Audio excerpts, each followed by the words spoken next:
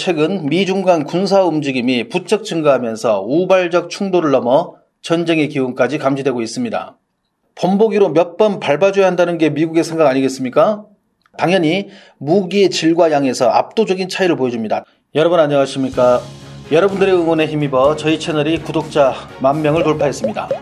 관심과 사랑에 다시 한번 감사드리며 더욱더 좋은 영상으로 여러분들에게 보답하겠습니다. 저희는 지난번 중국과 대만을 다룬 영상에서 남중국해 문제를 언급한 적이 있습니다. 여전히 지금도 대만과 남중국해가 미중 신냉전 시대의 화약고로 떠오르고 있습니다. 이들 지역에서 최근 미중 간 군사 움직임이 부쩍 증가하면서 우발적 충돌을 넘어 전쟁의 기운까지 감지되고 있습니다. 도대체 남중국해는 어떤 전략적 요충지이길래 이렇게 사사건건 충돌이 있을까요? 1968년 유엔에서 남중국해에 다량의 천연가스와 석유가 매장되어 있다는 발표가 난 후 남중국해 주변 국가들이 서로 자신의 영토라며 오늘날까지 치열하게 대치해온 곳입니다. 사실 중국은 1953년부터 남중국해를 자신의 영토라고 주장하고 있는데 중국과 대만은 영유권 확장의 목표가 있는 것이며 그 외 주변국들은 자신들이 가지고 있던 주변의 영유권을 중국으로부터 지키는 데 있습니다. 그런데 건너편에 있는 미국은 왜 이 남중국해에서 이뤄지는 중국의 이런 움직임에 민감한 반응을 볼까요? 사실 여기서부터는 미중 간의 파워게임이 진행된다고 보면 됩니다. 강대국의 최종적인 목적은 그 지역의 패권 국가가 되는 것입니다. 아시아권에서 중국을 막을 나라는 없습니다. 아시아 국가에서 중국이 패권 국가로 도전해 오는데 그 도전을 막을 견제 세력이 없다면 다른 지역에 있는 패권 국가가 그 지역에 개입하여 이를 막으려 하는 것입니다. 쉽게 말하면 아시아의 패권 국가 중국을 아메리카 패권국인 미국이 이를 막으려는 겁니다. 중국의 이런 움직임은 저희 채널 시진핑 편을 참고하시면 도움이 됩니다. 중국은 해양의 장악을 통해 대륙에서 해양으로 넓혀나가기를 바라고 미국은 이를 도전 세력으로 규정하는 것입니다. 조직의 보스가 있는데 넘버2가 자꾸 기어오르려 한다면 본보기로 몇 번 밟아줘야 한다는 게 미국의 생각 아니겠습니까? 대만 자유-15는 죽음의 백조라 불리는 미군 B-1B 랜서 초음속 전략 폭격기 2대가 14일 대만 동부 해역 상공에 출격했으며 2일에도 B-1B 랜서 2대가 동중국해까지 진출했다고 보도했습니다. B-1B는 이달에만 6차례 대만 동쪽 해역까지 비행했으며 지난달 30일에는 B-1B 2대가 남중국해까지 날아갔습니다. 중국 황구15는 8일 중국에 대한 미국의 군사 압박을 억제하기 위해 중국의 핵무기를 1000개까지 늘려야 한다며 대만과 남중국해 갈등을 이유로 들었습니다. 물러서지 않는 양측의 의지를 뒷받침하는 것은 결국 핵 방패인 것입니다. 이렇게 핵을 말하는 것만 봐도 그만큼 양측의 군사 긴장도가 높아졌음을 알 수 있습니다. 중국은 대만과 남중국해 문제를 어떤 경우에도 양보할 수 없는 주권의 핵심 이익으로 여기고 있습니다. 그러나 2017년 취임한 도널드 트럼프 미 대통령은 대만의 독립 노선을 지향해온 차이잉원 대만 총통과 협력을 강화하며 중국이 강조해온 하나의 중국 정책을 흔들고 있으며 미국은 또 중국의 남중국해 영유권 주장을 인정하지 않고 있습니다. 미국은 중국이 팬데믹 상황을 틈타 남중국해에서 영향력 확대를 꾀하고 있다며 군사활동을 크게 늘렸습니다. 미 군용기가 올해에만 남중국해 인근에서 39차례나 비행했는데 이는 지난해 같은 기간의 3배를 넘습니다. 지금 영상에서 보시는 죽음의 백조 B-1B는 미국이 중국을 전략적으로 억제하기 위한 최신의 수단입니다.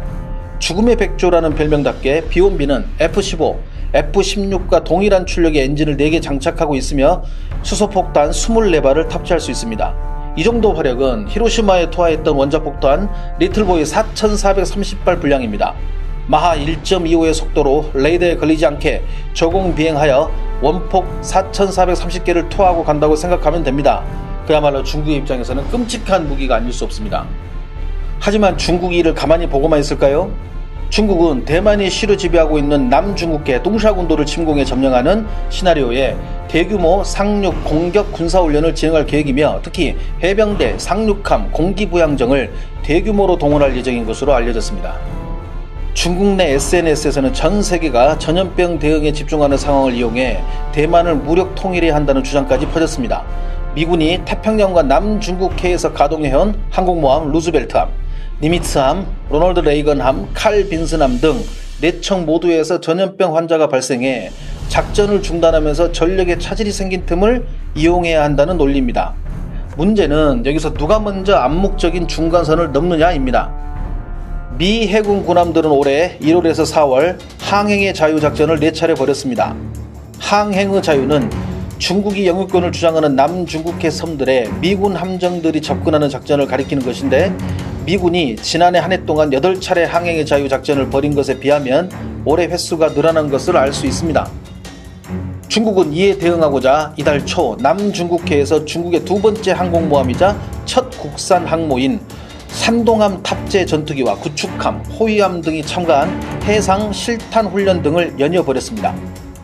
중국은 이 훈련이 미국이 항공모함 운항을 재개해도 미국의 남중국해 도발에 중국이 대비되어 있다는 것을 보여준다고 말했습니다. 사실 미국과 중국이 전쟁이 발발할 수 있는 경우는 대략 4가지 정도로 압축됩니다. 첫 번째, 중국과 일본이 동중국해 센카쿠 열도를 놓고 무력 충돌이 일어날 경우 미일 동맹으로 미국은 전쟁에 참여합니다. 두 번째, 북한이 붕괴할 경우 중국과 미국이 개입합니다. 세 번째, 중국이 대만과 무력 충돌이 발생할 경우 미국이 개입합니다. 네 번째, 중국이 배타적 경제 수역이라 불리우는 상공에서 미중 공군기가 직접 충돌할 경우 전쟁이 발생할 수 있습니다. 지금의 상황이 세 번째 상황입니다. 만약 중국과 미국이 붙을 경우 그 결과는 어떻게 될까요? 지금 상황만 놓고 본다면 육군끼리 부딪힐 경우는 극히 드물기 때문에 해군과 공군의 전투력 위주로 살펴보겠습니다. 다만 육군 전력은 전차와 장갑차를 제외하고 자주포와 견인포, 다연장 로켓포에서 중국이 미국을 앞섭니다. 하지만 미국은 재래식 전력에 큰 투자를 하지 않고 해군과 공군에 더 많은 투자를 하고 자주포와 견인포의 부족한 화력은 항공 전력으로 대체한다는 것을 참고하시면 됩니다. 양국의 전투력입니다. 먼저 해군입니다. 중국 총 함정수 777척, 미국 490척, 항공모함 중국 2척, 미국 20척, 잠수함 중국 74척, 미국 66척, 구축함 중국 36척, 미국 91척, 호위함 중국 52척, 미국 미보유, 귀뢰함 중국 4척, 미국 11척, 순찰함 중국 138척, 미국 11척. 일단 총 함정수는 중국이 많지만 여기에는 소규모의 초계함과 호위함들이 포함되어 있기 때문입니다. 미국의 함정들과 비교해 봤을 때는 그 크기가 압도적으로 작습니다. 중국의 국방비는 280조 원, 미국은 888조 원을 지출합니다. 당연히 무기의 질과 양에서 압도적인 차이를 보여줍니다. 특히 미국은 40척 이상의 원자력 잠수함을 보유하고 있어 잠수함 전력에서 중국과는 비교 대상이 될 수 없으며, 가장 압도적인 부분은 바로 미국은 항공모함이 20척이나 있다는 겁니다. 예를 들어 지금 영상에서 보시는 미군의 제럴드 R 포드급 항공모함을 보면 이 항모 한 척을 격침시키는데 중국 해군의 40%를 희생해야 합니다. 항모 한 척에 중국 해군의 전력 40%가 사라지는 겁니다. 사실 중국 해군이 미칠함대를 상대하는 것만으로도 버거운 게 현실입니다. 어찌어찌 미칠함대를 상대해서 이겨도 그 다음은 끝판왕이 등장합니다. 바로 제3함대입니다. 산 넘어 산입니다. 사실 많은 전문가들은 중국의 해군 전력이 미군과 비슷해지는 시기는 중국의 경제력이 계속 상승하고 미국은 그 자리에서 멈췄다는 가정하에 10년이 지나 2030년 정도가 돼야 비슷해진다고 말합니다. 이외에 미 해군은 전 세계의 바다를 돌면서 수많은 전투 경험을 보유하고 있지만 중국은 이렇다 할 실전 전투 경험이 없습니다. 이는 막상 전쟁이 시작되면 비전투 요소지만 경험치를 무시 못한다는 겁니다. 대대 전술 종합훈련을 해본 병장과 안 해본 이등병은 다르다는 겁니다. 모든 면을 봐도 중국의 해군 전력으로는 미군의 상대가 되지 않습니다. 다음은 공군 전력을 알아보겠습니다. 총 항공기수 중국 3210대, 미국 13264대, 전투기 중국 1232대, 미국 2085대, 헬리콥터 중국 911대, 미국 5768대, 공격 헬기 중국 281대, 미국 967대, 공격기 중국 371대, 미국 715대, 수송기 중국 224대, 미국 945대. 미군의 공군 전력은 질적으로나 양적으로나 세계 1위입니다. 항공 전력도 미군의 F-22, F-35를 대적할 중국의 전투기는 없습니다. 미 공군의 전투기는 현재 주력기로 4.5세대 전투기가 다수가 있으며 올해 2020년부터는 5세대 전투기가 항공을 장악할 예정입니다.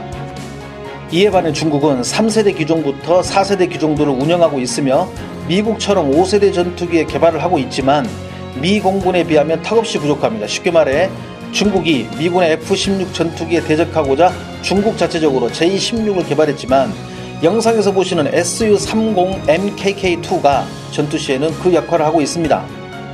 미군의 전투기가 4.5세대 디지털화된 시스템에 AESA 레이더를 탑재한 데 비해 중국의 이러한 전투기들은 재래식 레이더에 의존하고 있으며 아직도 아날로그 방식으로 비행하는 전투기가 다수라는 것이 중국 공군의 현 주소입니다.